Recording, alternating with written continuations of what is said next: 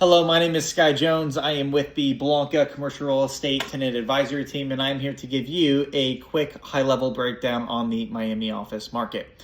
So, jumping right into it, from a demand standpoint, Miami remains incredibly healthy and arguably one of the hottest markets here in the entire United States. Overall leasing activity had closed out at about 3.2 million square feet for 2025, which is above the 5-year historical average. We had 670,000 square feet of positive net absorption. And much of what is currently driving much of the activity locally is not only the continued commitment to offices from the existing tenant roster, but also new to market companies coming in, not just from New York, but as well as California, as well as tenants who are expanding, who had came in during COVID, perhaps taking a small space, maybe in a WeWork or a Regis, or maybe a small footprint in an office building. They tried the market and now they are either moving headquarters down here or continuing to recruit talent to come here, ultimately leading to further expansions from that segment of tenants in the market. Now moving on to supply.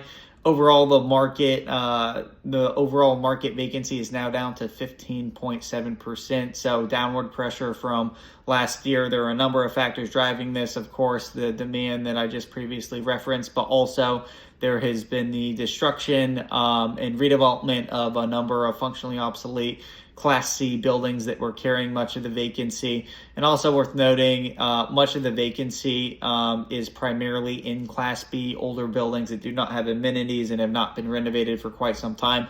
When you look in your core submarkets like a Brickell, Class A Tier 1, Coconut Grove, Miami Beach, much of the new product over there there is hardly any desirable space available. Case in point, Brickell, Class A tier 1